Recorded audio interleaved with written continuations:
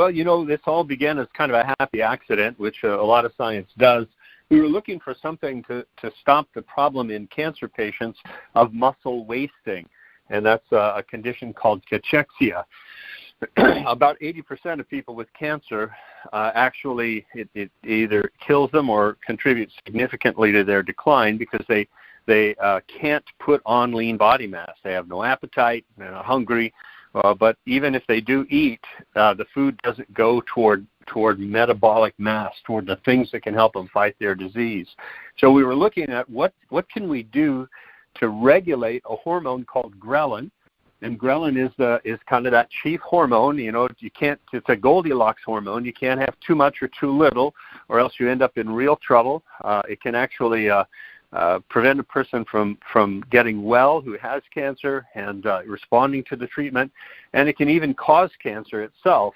But in the right amount, the Goldilocks amount, it's the perfect hormone to help us get food from the stomach into the bloodstream where it belongs and into the cell where it can do its work. And remember, it's food as fuel, not fat.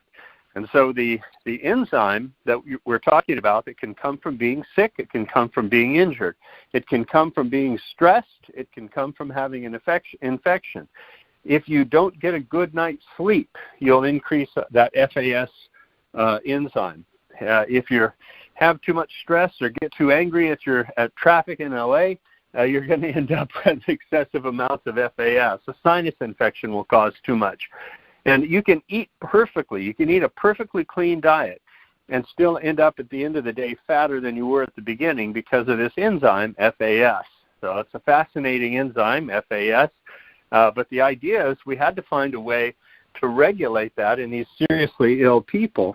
And what we discovered was that this is not just common to people who have serious diseases. It's common to everyone who's dealing with pollution, everyone who's dealing with stress, everyone who has an infection, everyone who has allergies, which is most of us, are expressing FAS. And it could be one of the reasons why even when people eat right and exercise, they still convert their food into fat instead of converting it into fuel. So when FAS is upregulated, you get a belly.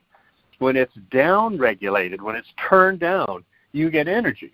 And remember, carbohydrates, they provide a quick burst of energy. Protein provides a sustained amount of energy, and fat provides real stamina. Good fats make good brain cells. Good fats make us have sustained amounts of energy, 8 times more than carbohydrates do. So we want to have our foods, including fats. Fat don't make you fat, right? You want to have our foods, including our fats, turned into fuel so that we can have the energy we need and the stamina we need. And what that ends up doing for us is creating more lean body mass, because now your food isn't creating fat, it's creating a muscle and bone. And in fact, just a little digression here. We're talking about serious diseases like cancer, and yet bone loss or osteoporosis actually kills more women than cancer does. If you took breast cancer, ovary cancer, uterus and cervix cancer, and added them all together, osteoporosis still kills more women than these 4 forms of cancer. So it's an extraordinarily potent disease that's related to FAS and this hormone called ghrelin. And if we can get lean body mass to be upregulated, to be built, then we can have a prevention, a bulwark, we would say, a protective wall against getting some of these common deficiency diseases, things like muscle wasting and bone wasting. And so that's how it began.